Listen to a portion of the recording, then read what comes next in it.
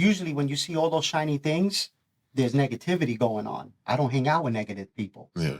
Negative people cannot hang out with me. I got drug dealers that call me, Ben, help me. Ben, teach me. When you're done, I promise you, I'll change your life. This is gonna hurt. It's time for the Suffering Podcast. And that's what I'm trying to teach. Like, even when I did the bar thing, everybody hung out in that same bar. They played pool, they drank, they sold drugs there. I was like, I got to show these dudes. I got to show them I'm going to buy the bar. Yeah, but that's lead by example. That's an important thing because you've gone through this wicked life. Yeah. And we've only touched on it. Like it's like an hour, but you can attest to this. I mean, we've probably only touched on some of the stuff. How did you start transitioning into the Benny Love of today? It was always in me. I just didn't have the opportunity. So when I came home and I started learning about credit, like when I was in jail already, I was curious about credit, FICO, and all of those things. Like I came out with a package, right? And I just didn't know. Maybe it took a month to do this and a year to do that, but you know, I had it all in my head already. And I kept buying the DuPont registries, the Rob reports. You know, I just kept feeding my mind with these beautiful things. You know, I bought myself, this was the first chain I ever bought. So this was a gift to myself in 97. And then I bought a Movado Esperanza. I couldn't afford it. It was like $800. So I took it out of the Rob report and I put it in a file. You know, it was, again, an affirmation. I didn't know. Later on, I found out about The Secret. A friend of mine, when I lost everything and I slept in my car, fast forward, after making millions of dollars and having a portfolio and buying property, like I went through it. I used to look up and like, God, why am I here again? Like when I was in prison, those old feelings came back. Like it was so deep. But then you remember the story of Job. Like, just keep your faith. You're going to get punched in the face. Don't worry about it. It's going to be okay. And then I got to the point where I used to make excuses like, oh, God is busy. He's not, you know, he can't get to me right now. And then it was like, all right, did a lot of bad shit. Because I learned that you're not really judged by the shit you do. You're probably judged more by the shit you think. I was going to say about the shit you don't do. I would agree. You don't do it, but you think to do it. Yeah. So it's done. And God, it's between you and God when it's in your thought. He knows. Yeah. But I would agree with that. You know, when the thought pops into your head, there's the opportunity for action. And you got a powerful message. And I'll tell you why you have a powerful message. Because no kid, if you were this straight-laced businessman your whole life, and then you want to do something good for your community, you start going out and doing youth outreach to maybe some kids who are looking to go down the wrong path, nobody's going to listen to you. You could go up to a kid and say, let me tell you what this road is going to get you. I'm going to show you. You lift up, you show your bullet wound, you show your scar. And then all of a sudden that kid's going to go, wow, and you got their attention. But you'll notice from training young people, you know, the biggest problem with training anybody, with getting a message across, is getting their attention. Yeah, mindset. I've been put in a position to own the field house in Hoboken. It's a little stand. It's seasonal. My parents retired. I was awarded the opportunity, and I took it so that my parents could, instead of rusting, you know, you rust, come and work with me over there. And a parent came to me one day and said to me, I walked in my son's room and he was playing a card game and it said Ben Love on the plate. I was like, oh, that's cool. She goes, no, it's not cool. I told him to change it. I'm like, oh, what happened? She goes, I know who you are. I said, all right. So who am I? So she was like, look, Ben, I heard a lot. You know, I'm just nervous that my son is looking up to the wrong person. You're really nice to him and you're nice to the kids. They're always talking about you. These kids are 10 years old. I can see where the parents' trepidation could happen with that because they may think that you're grooming the kids. So now I say to her, your son is introducing you to me, not you to him, not you to me. You know, you're not showing him who I am. He's showing you who I am. I said, when I look out this window, I see future politicians. I see future police. I see future firemen. I see a lot of good people. These kids are all going to be good, right? But I also see hookers, drug dealers. I don't know who they are yet, but I'm looking out that window thinking like that. And I want to be the guy they touch. That's why I park a Ferrari here. That's why I tell my friends with the beautiful cars, the Corvette, Lamborghinis, you know, I'll put all the shiny things here, but we're positive. Usually when you see all those shiny things, there's negativity going on. I don't hang out with negative people. Negative people cannot hang out with me. I got drug dealers that call me, Ben, help me. Ben, teach me. When you're done, I promise you, I'll change your life. You've been where they are, and you know they're trapped. Like, a lot of those drug dealers are trapped. Some of them like it, and because they're in Mile Square and they don't know any better. yeah. Now that's how you're brought up. I mean, Hoboken's a hell of a lot different now than it was when you were growing up. Yeah, but you still got the projects though, and the projects you have second, third, fourth generation of the same people that I hung out with, and the legends that I grew up knowing when I was a kid is still there. So that's a problem. Because we lived in applied housing and our rent was $600 and I was saving money to buy a house to get our family out. That was a stepping stone for me. It's always better to have a roof over your head than living in your car. Yeah, and I slept in my car after having a lot. But especially in winter. When I told God, listen, I bought a Mini Cooper to show people that I would never sell drugs again. I bought a Mini Cooper and I put a towing hitch on it and I bought hot dog carts and I used to tow the hot dog carts in Hoboken. Now think, I used to drive a Bentley. I had a boat. I had a couple of boats. I had it all. I had real estate. I had everything. I lost everything, right? First thing I was asked was, are you going back? No, I'm going to buy a hot dog cart. And they thought I was joking around. And I was like, no, I'm going to buy a hot dog cart. Oh, it was so hard, man. I had to check my ego. Ice cold water for $1, hot dog $2. And it would hurt. It was easy to say, hey, anybody want any mess? Yeah. But I told God that I would never sell drugs again, to the point that I've been offered opportunities with the weed thing, right? That people, so I never made the deal with God. In my head, if it becomes legal, God, I'll sell a ton of it. I'll get back. So I deny it. I don't want no part of it. CBDs, all that other shit. I don't get involved. Well, somebody just said to me that, even though weed is legal and everything like that, anybody who's ever been hooked on heroin, cocaine, methamphetamines, it always started with weed. Yeah. And why does this person go to get addicted and this person doesn't? And that's the gamble. I tell that to my kids. Back when I was hustling, I used to get truckloads from Mexico, right? But it was what they call the backyard boogie, right? It was just the bullshit. We used to get 3-pound blocks and they were compressed and get listen, I owned the game. I owned the game. I was the businessman of the game, okay? My friend, not to glorify the game again, but my friend who I love, he tells me one day that the gram was $21 when I started, right? And I gave the kid 20 because they used to send this kid over to go get an ounce or whatever they were selling. So I gave the kid $20, and then he goes, "You're getting high?" My boy says to me, "You getting high?" Playing around. I said, "No, why?" He goes, "You can't even get high with that." I said, "Yo, just put the other $1, bro. Just get me a gram, And then, because I wanted to learn, I didn't know what the points were. I just came home.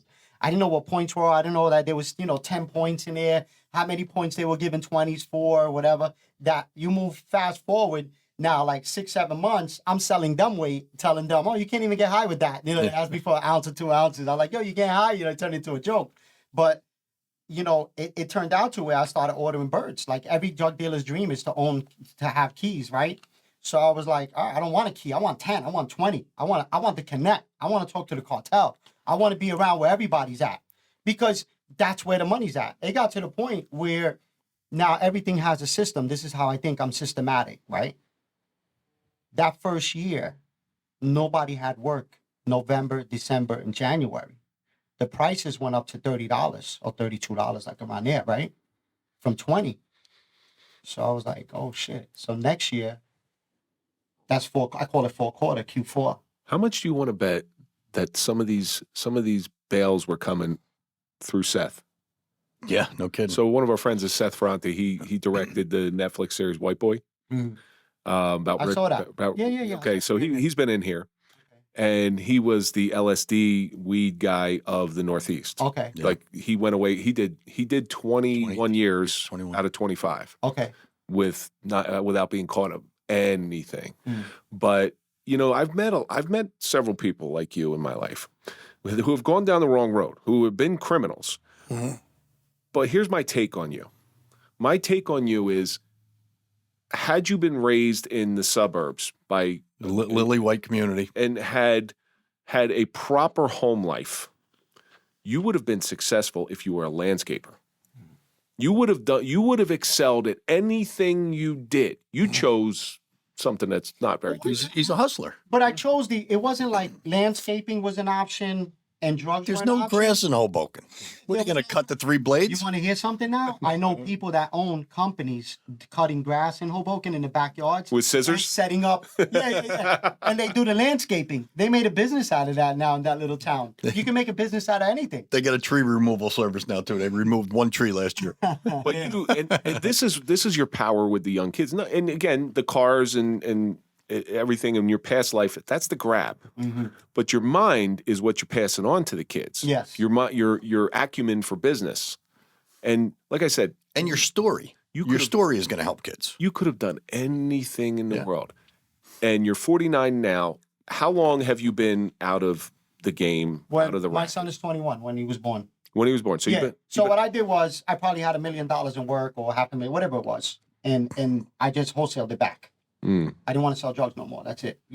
I caught a little case, which was bullshit. It was like, I said, you know what? I've been exposed already. I'm that guy. Mm. Like I tell people all the time, when you get locked up, don't think you got over. You got exposed. Yeah. Yeah. Now they're going to let you do whatever you want to do. Now you got carte blanche. Go become a multi-billionaire. Look, in the game, I figured out that once I caught a case for fucking you up, I'm going to fuck up everybody that owes me money. You want to press charges, because now I'm going to run it concurrent. It's the first case I got to worry about. You could have, I still think you could have done anything you wanted. And you're proving that. Like in 21 years, you're proving your success. You're proving your status. You walk down, and I know this for a fact, you walk down the streets of Hoboken. Mm-hmm. Tell me if I'm wrong, Butch. Walk down the streets of Hoboken and mention Benny Love. Everybody knows him. Everybody knows him. I ran into a retired Hoboken cop the other day. The guy's name is Rich. I don't even know his last name. I said, "Oh yeah, we had Butchie Sanchez and Benny Love." He goes, "Oh, Benny Love." Everybody knows him. Everybody knows him. But now you have this unique opportunity, especially with your past. 20 years gone, it's still your past, where you say, "Yeah, I did all that stuff. That's right. I own it. I did it. But look what I'm doing now." Yeah, that's why I opened up to you. I'm going to tell you my story, and I'm not going to hide anything, because that's what made me. If it wasn't for those bad times, like I say, unfortunately for me, but fortunately for you, if you're going to listen, because you don't have to go down my route. You made the mistake already. Yeah. Nobody else does. I cried alone, I lost my relationship with my daughter for a little while, with my son. I lost all my finances. I had to start all over. I lost everything. And I cried alone. And I was deep, deep, deep inside, to the point where I used to see people die. And I'd say, they're so lucky. They don't have to deal with this. And then now that I'm doing better, I think back and I say, they probably didn't want to die. Yeah, exactly. I'm thinking they're lucky that they died. I'm putting them in my situation. I just didn't die in time, When you approach kids now and you see, I mean, you have an eye for it because you were there, and you see them going down that path that you took. Mm-hmm. What advice do you give them? So, all right. I see a guy at a gas station one day. He asked me for money. I said, all right, I'm going to give you money, but you got to hear my story. So he goes, all right, you want my money? He didn't give a fuck. I said, I'm going to tell you something. Don't take it personal. He's on drugs. He's on heroin. He's in his 30s. I said, I'm going to wish something on you. He said, what? And he probably thought this to son. I said, I hope you go to jail. I wish jail on you. So he looked at me like I was a dick, right? So I said, look, the only way, what I'm telling you, the only way it's going to make sense is if you go to jail. Because right now, you just want my money and you want to get high. If you go to jail, think about this. If you want to do better, when you come home, pick a trade. Let's say painting. I use painting as an example. You don't know how to paint? He said, no. I said, all right. You're going to go to a painting company. You're going to say, you need a job. They're not going to hire you because you look like shit and you're a bum. You're going to say to him, I don't need your money. Just give me lunch, right? And work for this guy for free. People who work in these businesses, they all fuck up. They don't show up. Something happens. If you showed up every day for free, he's going to give you that guy's job, right? Then you're going to tell him, I'm going to work 10 hours, not 8. 2 hours are for me. I need you to show me something for 2 hours, right?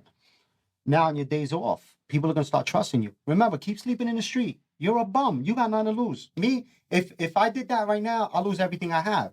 You got nothing to lose. I'm not saying that you're a bum in a bad way, but you're homeless. You're on drugs. You're all fucked up. Keep that fucking bum mentality. What's getting you by at night to wake up in the morning and ask me for money today, keep that, but add work to it. Because eventually, if you listen to what I'm telling you, you're going to have side jobs. Then you're going to be able to create a company. And then you're going to be able to pass that along. Yeah. You're giving people... You got nothing to lose. You're giving people a roadmap for a life. Yeah. Yeah, I could give you a game changer. I'm not gonna hide it. Oh, go do this. No, listen, you're fucked up in the game. I want you to go to jail because the only way it's gonna sink in is if you have that time and you want to get out and you don't want to come back. That's it. Benny, you got an amazing story. You're an amazing person. You really are. And Butch, I really do appreciate you bringing Benny here when we did your show because I wasn't gonna bring him.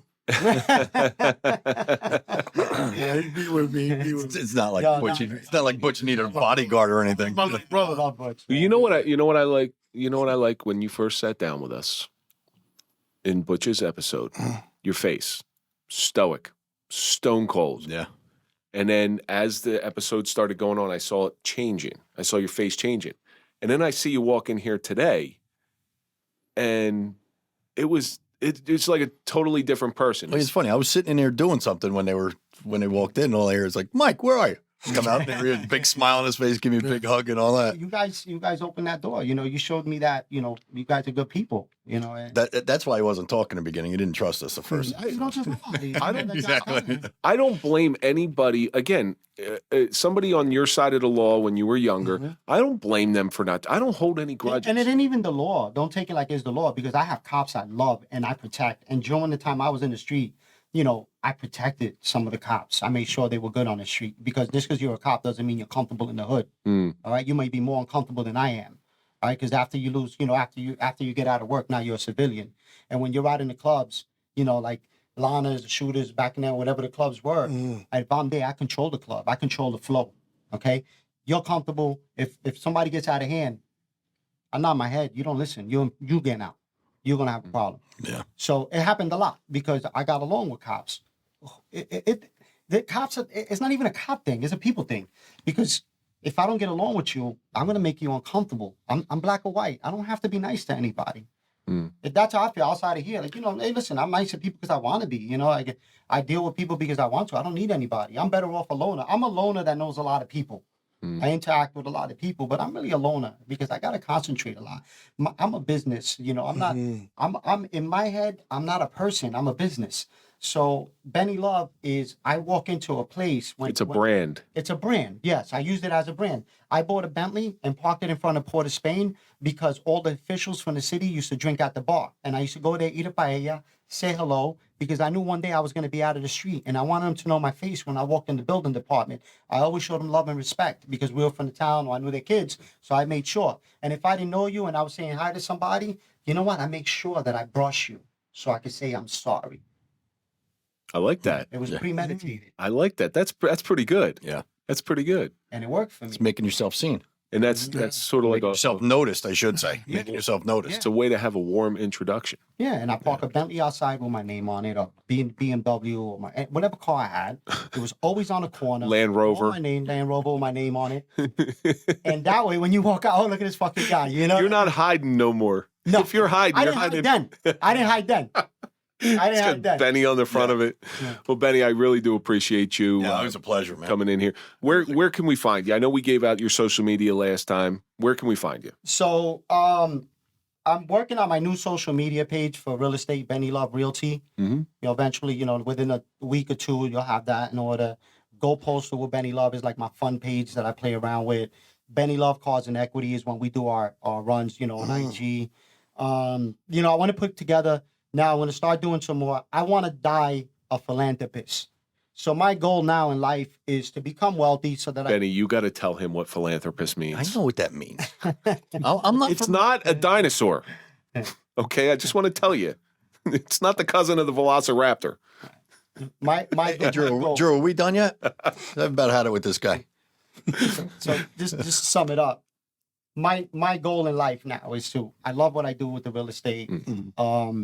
I love the field house because, I interact with the families and I do all these things. There's so much more to my story. It could go on and on with the things that I did to get to this point. It wasn't all negative. When things got better, I became who I am now, this Benny Love. And this Benny Love, I donate money to the church. I spend time with kids and do all these things. But I'm going to die a philanthropist. I'm going to die a wealthy man. You're going to die with a better legacy than somebody who was slinging drugs. Yeah, because you know what? The drug thing, I think that people will appreciate what I did as a drug dealer because I did it to change my life, my family, and your life, and your kids. Because a man like me is not afraid to live or die. I want to die living, and I'm going to die giving, and I'm going to die expressing myself because I didn't have the proper role models. So my role models were drug dealers and killers. What would I be other than that? You know, CEO of a company? No, they didn't even know. You're the type of guy that I would want to introduce my kids to. Thank you. You want to know why? Because you've seen the other side. Yeah. You know the other side, and you're not on the other side. You're actually so far away from the other side that you're almost on polar opposite ends. And I can express myself about the other side and not be ashamed, not have to feel a certain way to expose my truth, my pain. You know, like I said, I cried. I cried as a man. The man people respected that pounds his chest and will fight anybody went home and cried by himself because I couldn't figure it out. Yeah, that's like a great line, though. I don't want to live dying. I want to die living. How many people, right? How many rock stars died in their 30s, but people still know them today? How many people lived to 100 years and they never lived? We say that all the time. Mike and I had our careers cut short because of a shooting. When you have a lot of cops who do 25 years, get the big retirement party, the gold watch and everything, and never did shit, where we didn't get that. But I'm more proud of the things that I've done as a cop. I can lift my head up and look myself in the mirror just like you can look yourself in the mirror. Yeah. Now, Benny, we're coming to the end of this thing here. And there's just so much to you that you've learned throughout everything. You've gone through some really bad times. What do you think the suffering has taught you? The suffering has taught me to not want to suffer again, to become calculated, to become premeditated, to, you know, write my day down before, to live with different expectations, to look at magazines I wasn't, you know, supposed to look at, to eardrop. Like Playboy? Like those men? No. But, you know, like, again, I referenced the DuPont and the Rob Report, you know, because they showed me islands and watches and names and shit that I never even heard about in the hood, right? But the suffering taught me, you know, I had a great mom, man. I heard my mother cry because she couldn't take care of her kids, you know, not run away. You know, I had a mother that wouldn't let me stay in one-on, and we were homeless because we got burned out. And my sister stayed no, we're staying together.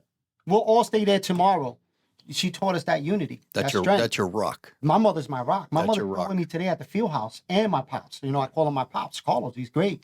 So the suffering taught me to teach people to not suffer because I suffered because I didn't know. If there were other routes that I would have took, everybody suffers some way, somehow. But it would have been on level 2, not level 10. Well, thank God everybody suffered, because we'd never have the suffering podcast if nobody suffered. No, It's one thing. change the name. It's like being a funeral director. You're always going to have business.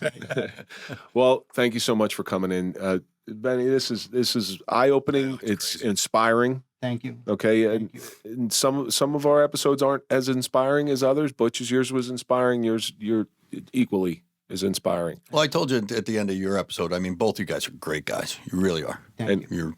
And our reason for living is to give life now. Yeah. You know. Well, speaking of giving life, yeah, that's what we're getting to. so we're speaking of giving life.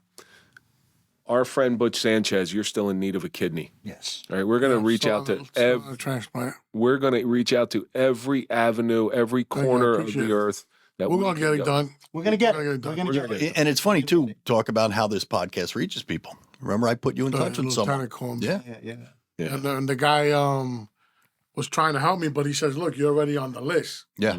So I'm on St. Barnabas, which I got to go next week. Yeah, so do a someone reevaluation. called me and said, I saw the episode. The guy's looking for a kidney here. Have him call this doctor. He's head of, like, Yeah. you know, he takes care He of does whole- big surgeries. Yeah.